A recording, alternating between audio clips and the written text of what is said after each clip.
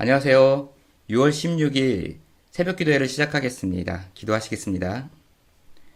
하나님 아버지, 저희들 하나님 말씀을 따라 또 하루를 시작하고자 이렇게 모였습니다.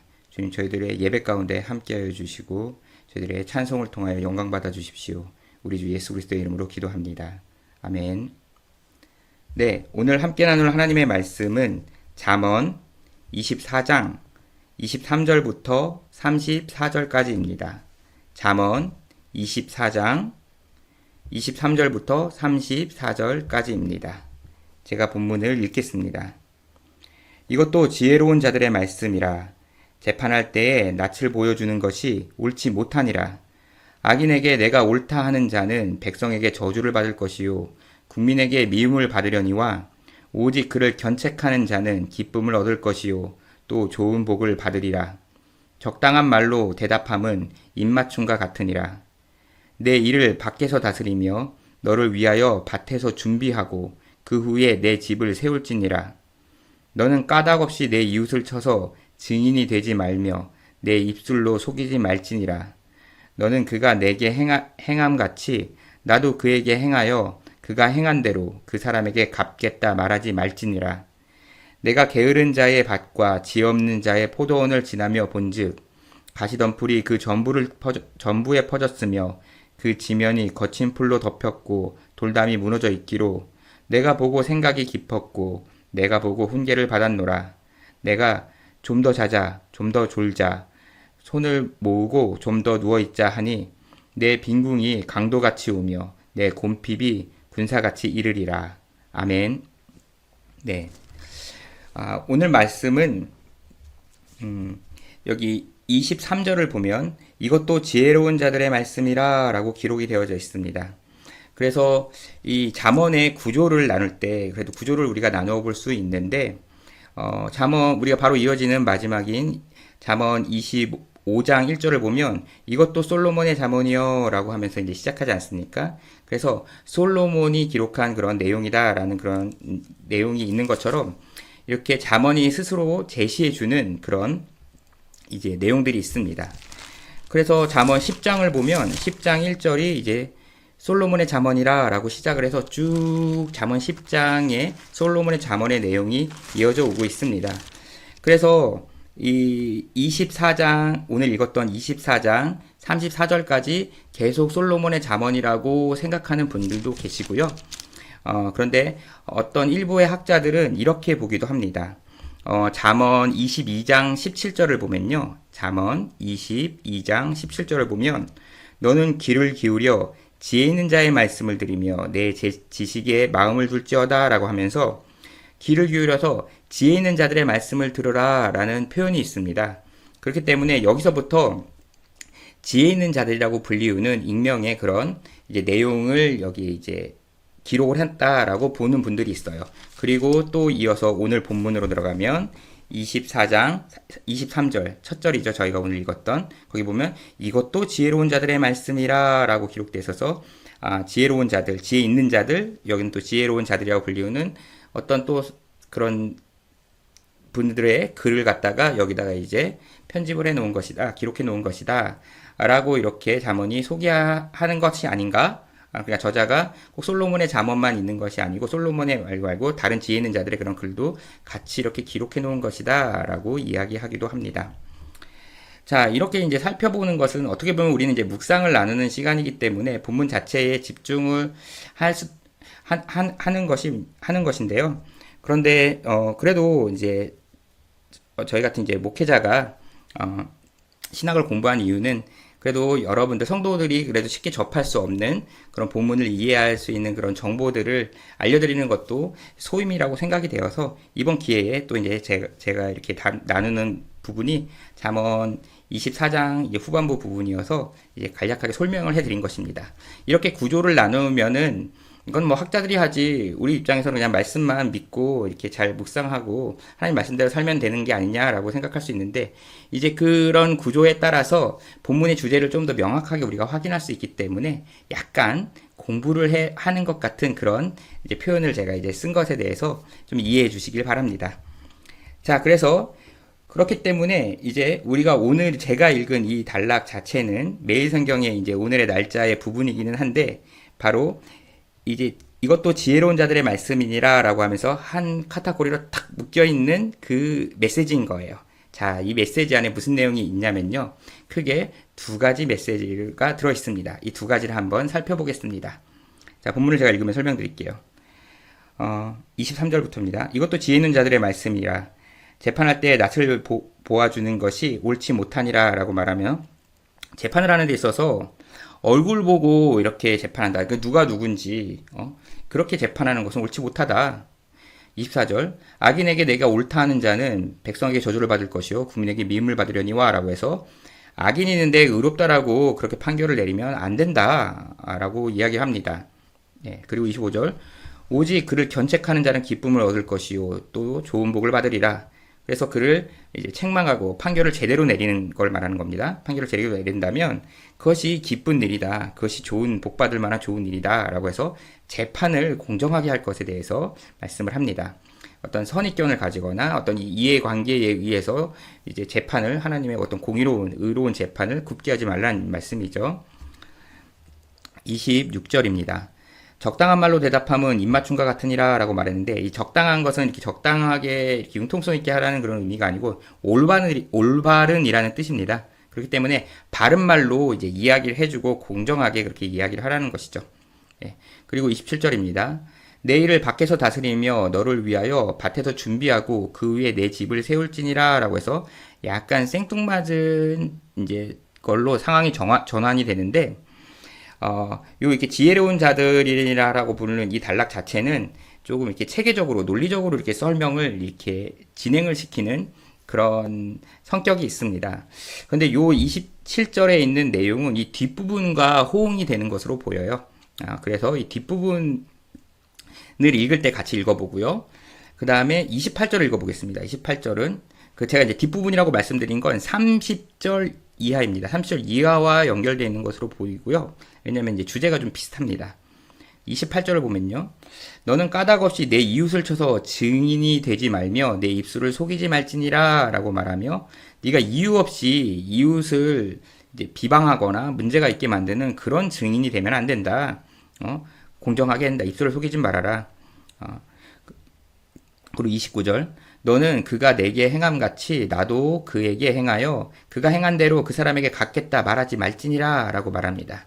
그래서 눈에는 눈, 이에는 이것이 이제 율법이 가르쳐주는 가장 규범적인 어떤 그런 지혜이자 항목인데 네가 나한테 그렇게 됐기 때문에 나는 이 말씀 29절 말씀은 이제 그래서 서로 용서해주고 사랑해라 그런 의미라기보단 이제 현대인의 입장에서 이제 그렇게 우리가 복음의 진리 예수 그리스도의 사랑의 은혜까지 이제 받은 대속의 은혜까지 받은 자에서는 그렇게 볼 수가 있는데 29절 말씀은 이런 겁니다.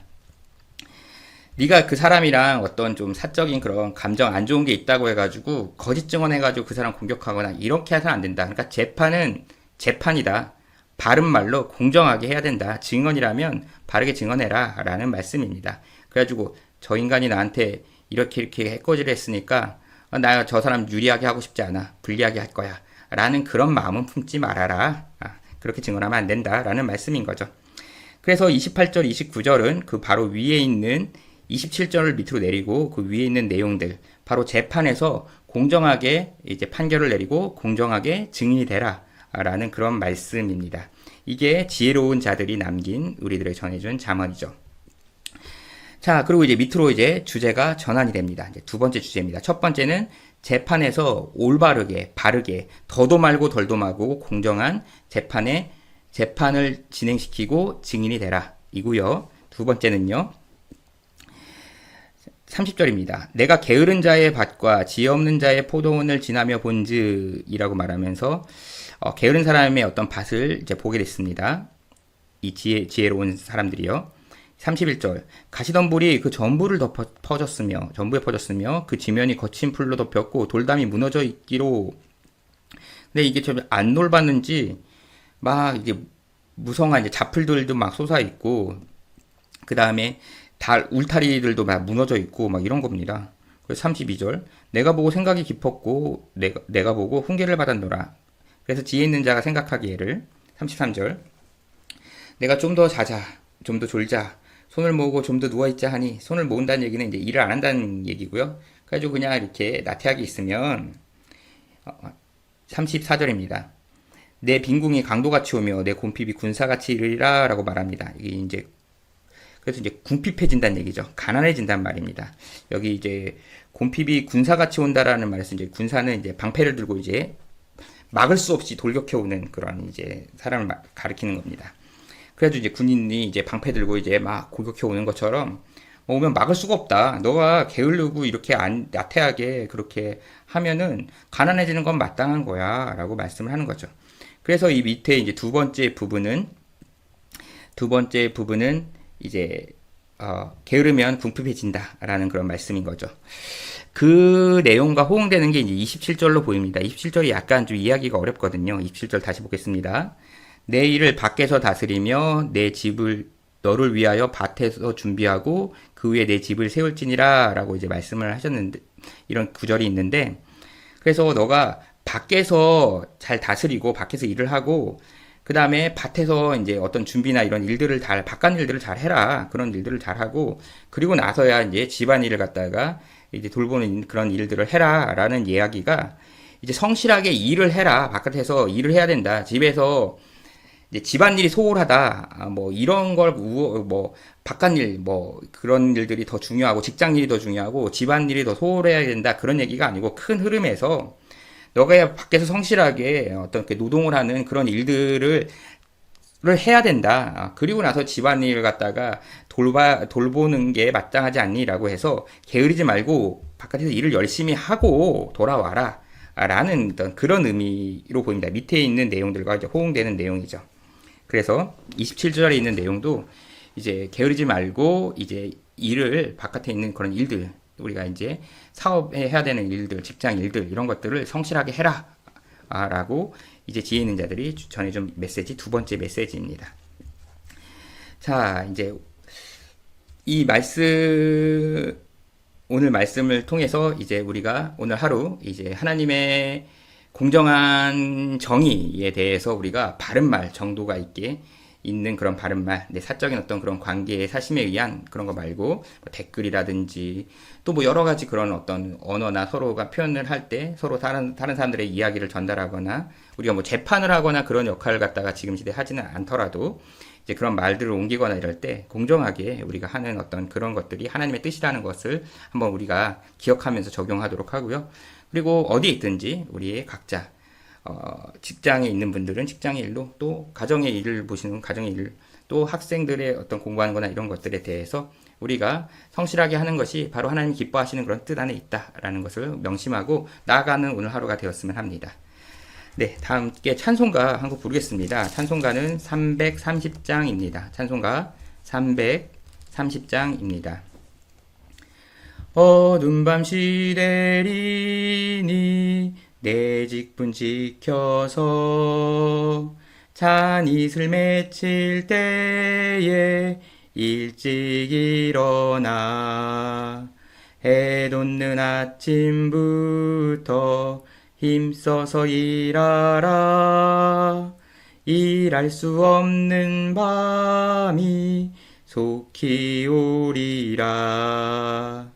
어두운 밤 시대리니 내 직분 지켜서 일할 때 일하면서 놀지 말아라. 낮에는 수고하나 쉴 때도 오겠네. 일할 수 없는 밤이 속히 오리라. 어두운 밤 시대리니 내 직분 지켜서 지는 해 빗긴 볕에 힘써 일하고 그 빛이 닿아여서 어둡게 되어도 할 수만 있는 대로 힘써 일하라. 아멘. 네. 오늘 받은 말씀 우리 함께 기도 제목 나누겠습니다. 일단 우리 입술을 주장하셔서 올바른 말, 그리고 공정한 어떤 그런 판단들, 그런 걸 할 수 있도록, 그리고 우리의 삶의 처처에서 게으르지 않고 나아갈 수 있도록 그렇게 우리를 돌아보면서 기도를 하시고, 또한 이제 한국으로 오신 분들 중에 이제 다수가 이제 격리를 이제 마친 상황이 되었습니다. 그래서 격리를 마치고 이제 한국 일정들을 볼 텐데, 이제 경광하게 또 그동안 지쳤던 여러 가지 또 이렇게 정리해야 될 그런 일들 잘 마무리하는 그런 하루가 될 수 있도록, 또 인도에서 이렇게 가족과 헤어져 있는데 인도에서 계신 어떤 그런 헤어진 가족들, 또 인도에서 또 계속 머물러야 되는 그런 분들도 오늘 하루 또 힘을 내서 또 하루 승리할 수 있도록, 또 가족 간에 그런 헤어져 있다면 더 사랑이 애틋하게 우리가 다시 만날 날을 기약하면서 오늘 하루 나아갈 수 있도록, 우리 한국과 인도에는 우리 구루가운 임마누엘교회 식구들, 그리고 오늘 앞에 하나님 말씀 앞에 살아갈 우리들을 위해서 다 함께 기도하시겠습니다.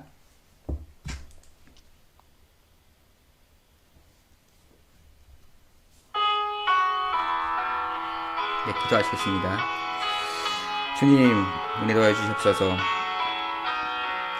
정말로 하나님의 공의로운 판단을 우리가 내릴 수 있기를 원합니다. 좌로나 우로나 치우치지 않고 하나님의 뜻 안에 행사하며 나아가고, 나의 사적인 그런 욕심과 감정과 나의 그런 연약함으로 다른 사람들을 책망하고 질책하지 않고 바른 그런 결정과 판단들을 내릴 수 있기를 원합니다.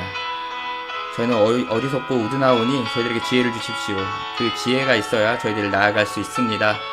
주님, 은혜 더하여 주시옵소서. 오늘 말씀 가운데, 오늘 하루, 또 앞으로 우리 평생의 삶 가운데 정말로 공정하고 바른 판단과 결단의 말들로 나아갈 수 있기를 원합니다. 주님, 지혜를 주십시오.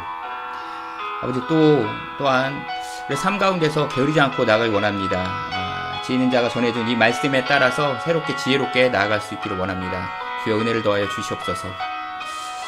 아버지, 인도로 이렇게 또 인도에서 방학을 보내야 하는 그런 가족들이 있습니다. 저희 구루가운 임마누엘교회 식구들, 오랜 격리로 지치고 여러 가지 힘든 그런 상황들도 있겠지만 잘 마무리하고 건강하게 남은 일정들을 잘 소화할 수 있도록 주님 지혜를 더하여 주시옵소서.